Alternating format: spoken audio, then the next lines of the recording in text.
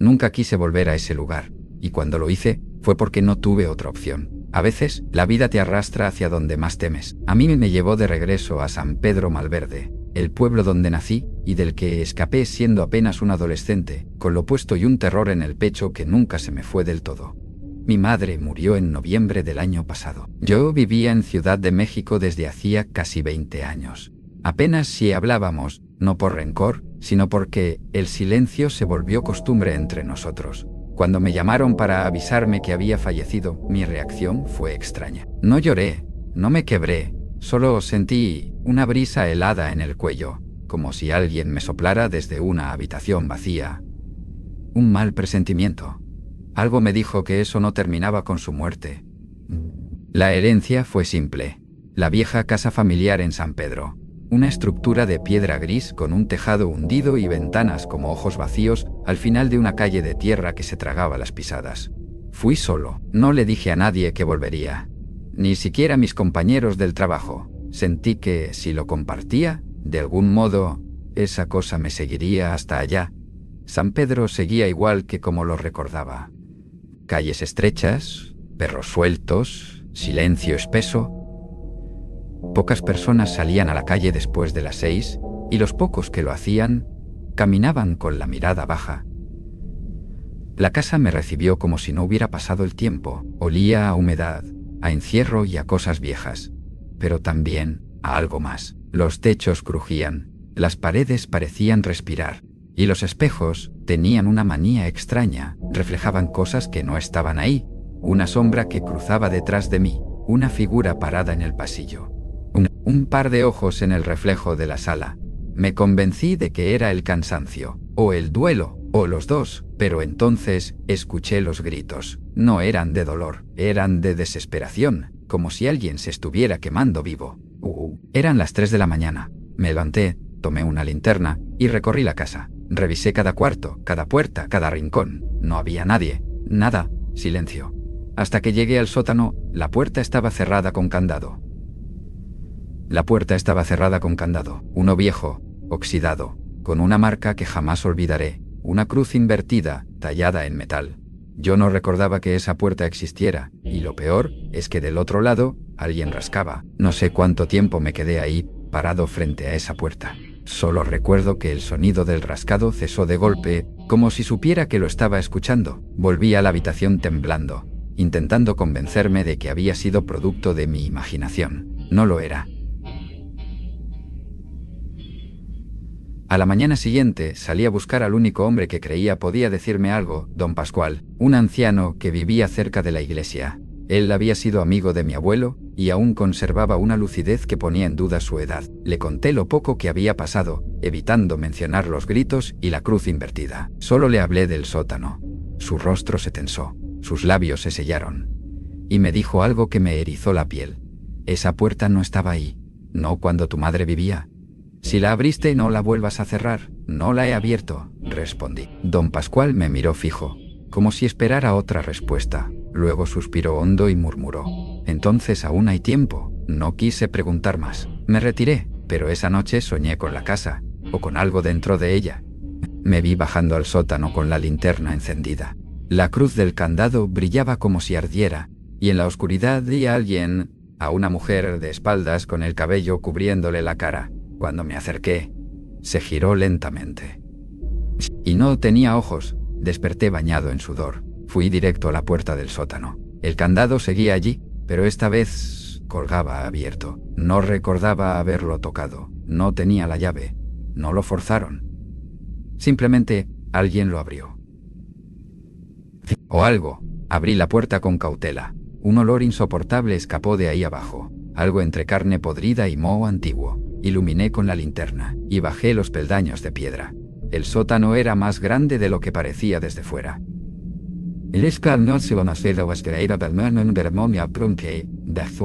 Mucho más. Paredes cubiertas con símbolos, algunos en pintura roja, otros parecían estar tallados directamente en la piedra. En una esquina había velas derretidas, figuras de cera, muñecos con alfileres y un círculo dibujado con sal negra. Pero lo más perturbador era una silla en el centro, de madera con correas de cuero, como si alguien hubiera sido atado ahí. Me acerqué a una de las paredes. Había marcas de uñas, como si alguien hubiese intentado escarbar piedra con las manos. Y entonces escuché un susurro, tan leve que apenas lo captaba. «Ayúdame», me giré con el corazón en la garganta. No había nadie, pero algo se movió en las sombras. Una figura se deslizó detrás de una columna. Alcancé a ver un vestido blanco, sucio, raído, y cabello largo, negro. Volví a subir las escaleras de un salto. Cerré la puerta. Puse el candado otra vez, esta vez con un nudo en el estómago. Quise marcharme del pueblo al día siguiente, pero no pude. Las llaves del coche desaparecieron. Revisé toda la casa. Las busqué por horas. Nada. Esa noche, los gritos volvieron. Y esta vez, eran muchos. No dormí esa noche. Me senté en una esquina del cuarto con la linterna encendida, esperando el amanecer como quien espera un rescate que no llega. Cuando el primer rayo de luz se filtró por la ventana, salí de la casa con lo puesto. Caminé hasta la tienda del pueblo, donde una mujer de edad me reconoció apenas crucé la puerta. «Usted es el hijo de la señora Beatriz, ¿verdad?», me preguntó, con una voz suave, pero cargada de algo más, una especie de compasión mezclada con miedo. Asentí sin ganas. «Ella venía aquí seguido», dijo. «Siempre compraba veladoras, docenas, las prendía por las noches. Decía que eran para que él no se despertara». «¿Él?», pregunté.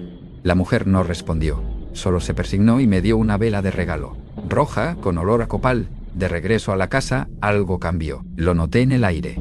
Era más espeso, como si no hubiera suficiente oxígeno.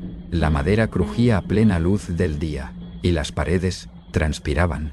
Me armé de valor y bajé al sótano por segunda vez. El olor seguía ahí, pero más denso, como si cada respiración dejara residuos en los pulmones. Avancé con pasos lentos, enfocando la luz en cada rincón. En el suelo, encontré algo nuevo, un diario, viejo, cubierto de polvo. Su tapa estaba quemada en las orillas. Era de mi madre. Junio 1996. La voz volvió. Dijo que quiere al niño, que si no se lo doy, no me dejará dormir, que vendrá en sueños, y luego en cuerpo. Pasé las hojas con manos temblorosas. Todo estaba lleno de anotaciones desesperadas, símbolos, oraciones, clamores. Octubre 2001. Lo encerré otra vez, pero ya no puedo más, tiene hambre. Dice que no lo escuche, que lo sienta. Diciembre 2005, el niño huyó. Él no lo sabe, cree que aún está arriba. Me da miedo lo que pasará cuando descubra la verdad. Me senté en el piso de piedra sin aliento. Yo era ese niño. Mi madre me había encerrado ahí abajo. Había dejado algo en esa casa. Algo que creía que yo aún vivía ahí. Esa noche volví a escuchar los gritos, pero esta vez también vi las luces. Desde la ventana del cuarto se veía una figura en el jardín, sosteniendo una linterna, aunque nadie en el pueblo habría estado allí a esa hora. La linterna se apagó de golpe, y la puerta principal comenzó a abrirse sola, chirriando como si la casa se quejara. Corrí a cerrarla, pero al llegar ya estaba cerrada. Desde el otro lado, alguien respiraba. El día siguiente fue distinto. El pueblo parecía saber algo.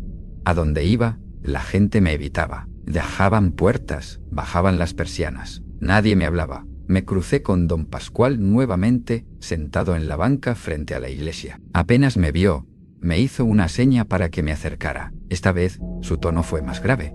«Te dije que no lo abrieras». «No lo hice», le dije. «Fue solo...». «El candado estaba abierto. Eso es lo mismo. Si él siente que tiene permiso, no necesita más». Me contó una historia vieja. Mucho antes de que yo naciera, antes incluso de que mi madre llegara al pueblo, la casona era un hospicio, uno clandestino, donde encerraban a gente indeseable, locos, criminales, enfermos mentales, brujas. Uno de ellos, un hombre sin nombre, fue atado durante años en el sótano. Nadie supo quién lo trajo. Solo decían que hablaba con voces que no eran suyas y que con el tiempo dejó de necesitar hablar. Se comunicaba de otra forma. ¿Cómo de otra forma?, pregunté. Don Pascual tragó saliva, con la sangre, con los sueños, con el miedo.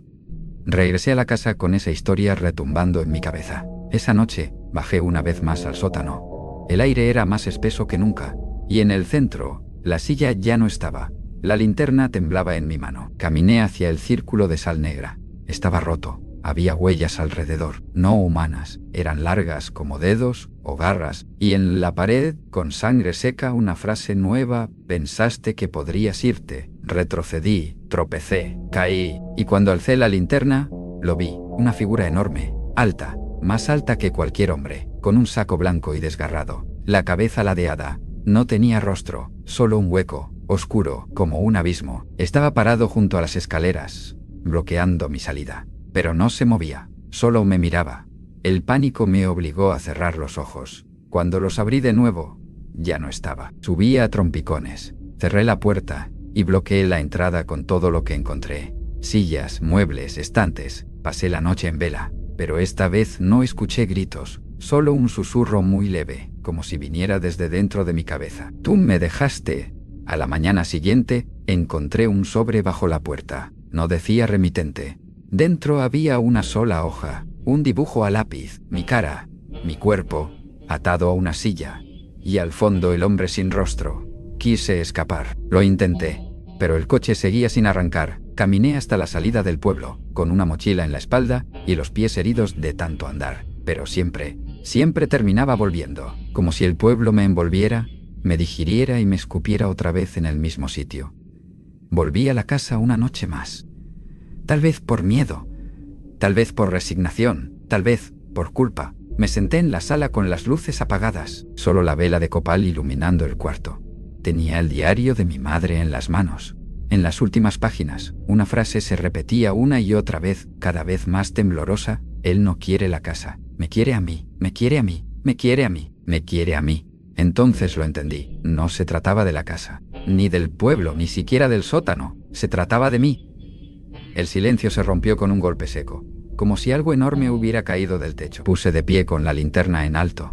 Todo estaba quieto, todo excepto el espejo del pasillo, que ahora reflejaba una habitación distinta, una habitación que no existía en la casa.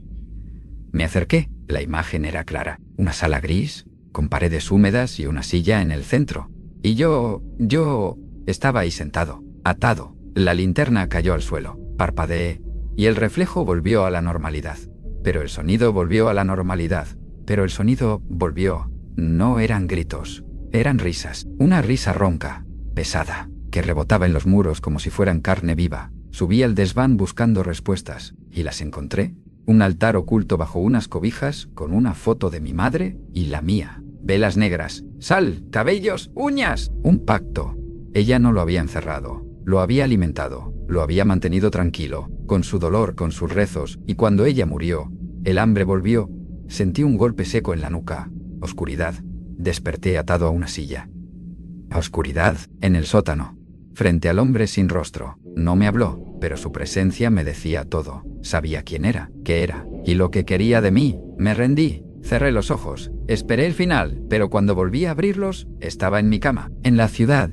Todo parecía haber sido un sueño, hasta que vi el espejo del baño. Mi reflejo sonreía solo, y sus ojos no eran míos. Hay historias que se escuchan y otras que se sienten. Quizás aún te esté observando desde algún rincón de tu casa. Si has llegado hasta aquí, ya formas parte de ella. Y si quieres que te siga contando más relatos como este, tú sabes dónde encontrarme cada vez que oscurezca. Apaga la luz y escucha.